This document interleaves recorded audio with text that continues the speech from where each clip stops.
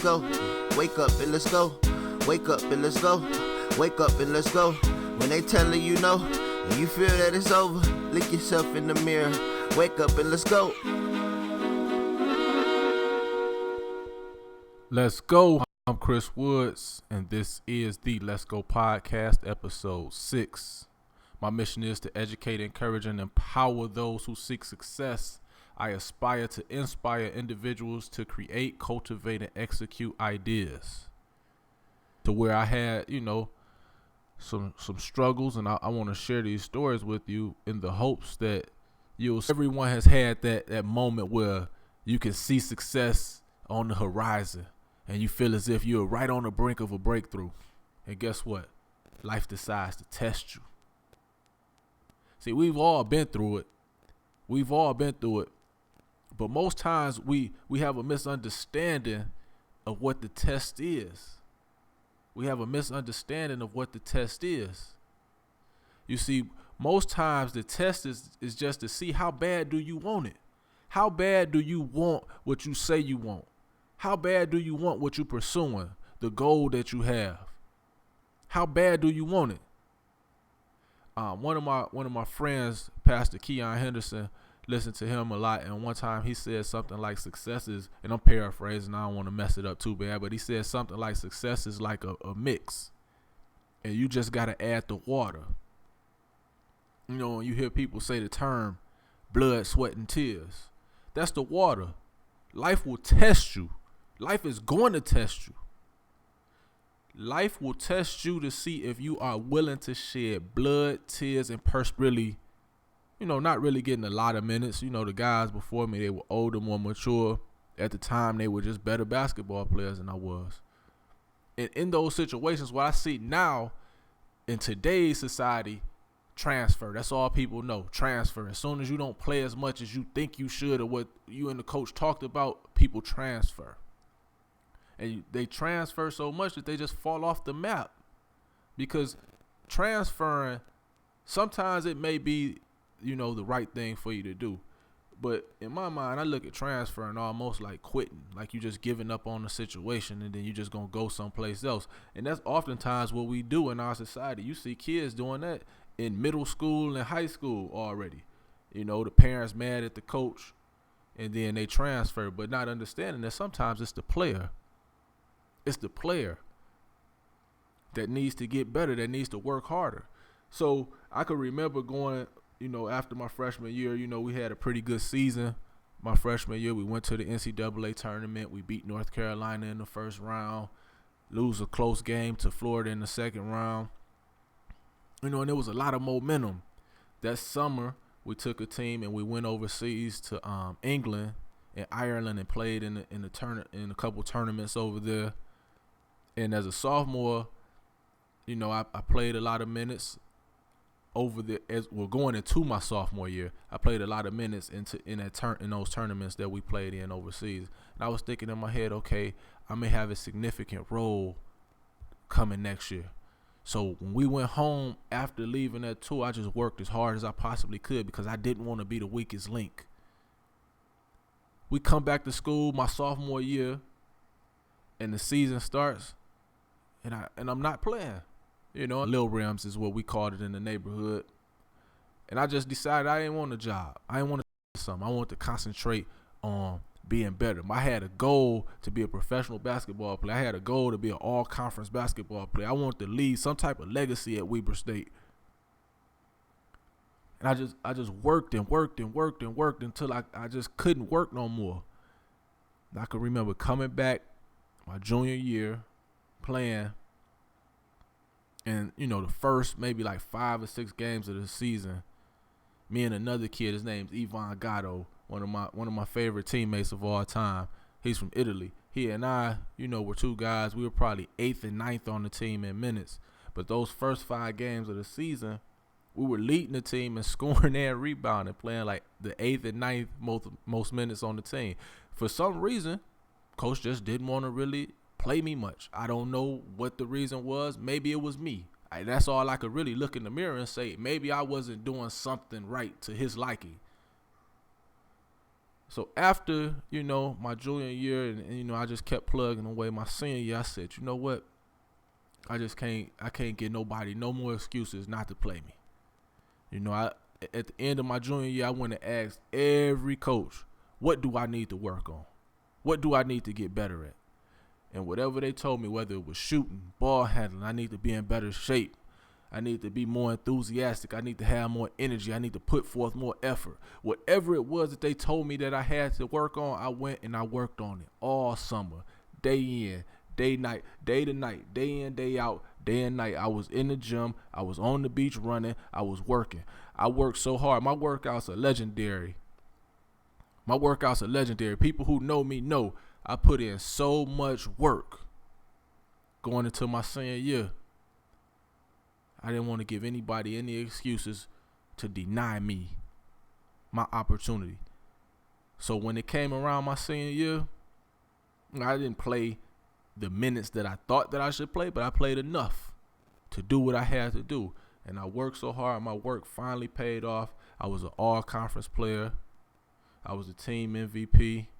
Got my name etched in granite because that was the goal of mine. It's a granite wall. It's a wall that they have. Oh, we getting out of there. We transferring.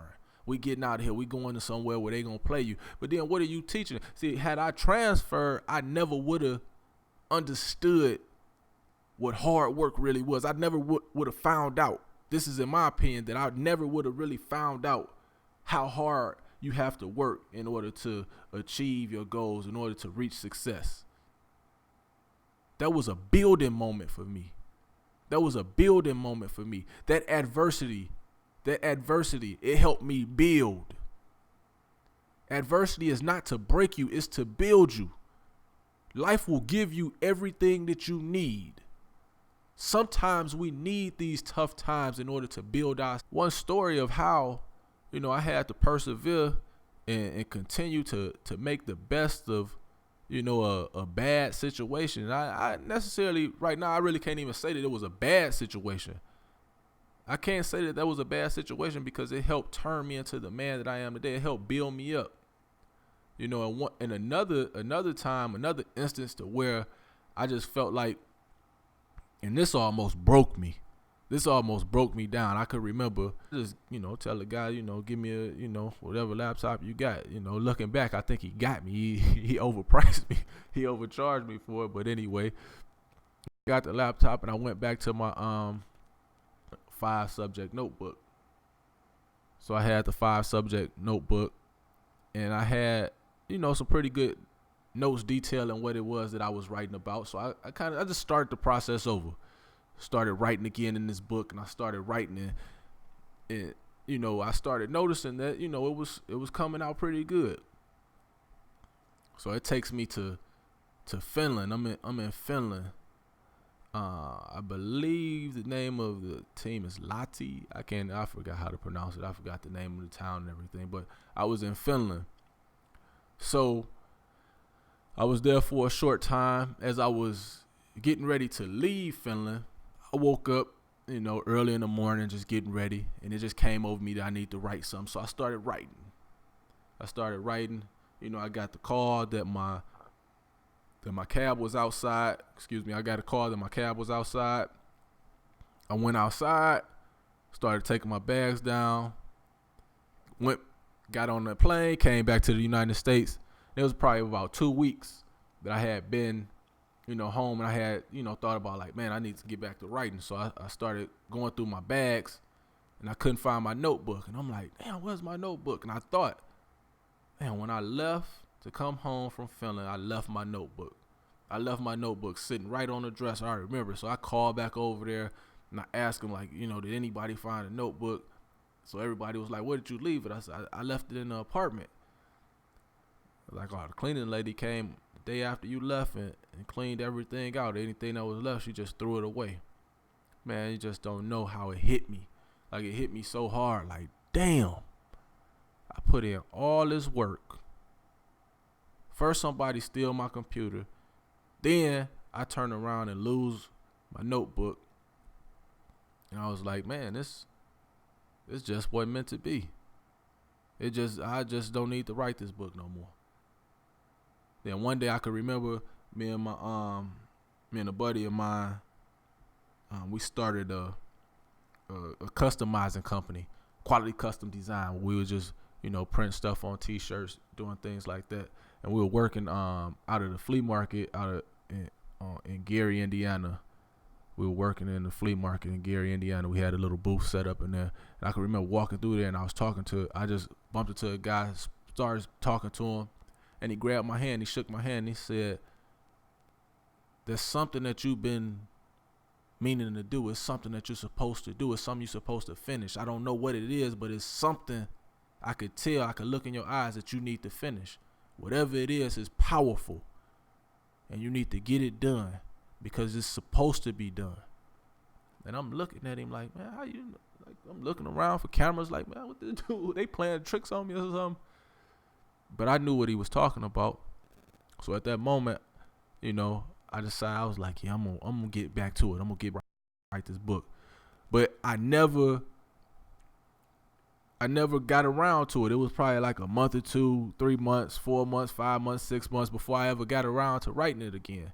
But then what happened was at that point I started to spend more time, coaching and training kids. And I started to spend more time around high school age kids, middle school age kids. And I started to realize that these kids really don't even know. It's a real easy read. I think we got in here maybe 67 pages, and that's with some examples of how to do things. And this book means a lot to me just because I know what it took for me to write it. I know the journey behind it. And I said all that just to say that don't allow what you're going through to stop you from getting to where you're going to. There's achievement on the other side of this adversity. Understand that there's achievement on the other side of adversity. I've had time and time and time in my life where I could have quit. I had time and time and time in my life where I could have gave in to the pressure. I could have gave in to the pain. I could have gave up because it hurts. I could have gave up because it's hard. But I just wouldn't do it because I understood, because of what my father had instilled in me, that if you work hard, something will happen. Without work, you cannot receive a reward. I could think back that I could have quit when my father died, but I chose to survive. I could have quit when my mother was fighting to make ends meet, but I chose to strive. I could have got involved with negative neighborhood influences, but instead I chose to stay focused on my goals. So today, I challenge you to choose success. Choose to fight for what you want. Choose to put in that work and persevere until something happens. Go toward our potential. Let's work. I just want to remind everyone to work hard, work smart, and work consistent for what you want. Because it will not come to you without a fight. There is definite anguish involved with achievement. Understand that if you want to take the prize, you must be willing to take the pain. You must commit, connect, and be in covenant with the process of progressing toward your maximum potential. One thing is for certain, hard work is hard. And two things are for sure. Proper preparation on you. Let's go. Looking to make young men into kings, young women the queens, giving hope and belief that they could achieve whatever they want, whenever they want, however they want. Wake up and let's go. Wake up and let's go. Wake up and let's go. Wake up and let's go. When they telling you no, and you feel that it's over, look yourself in the mirror. Wake up and let's go.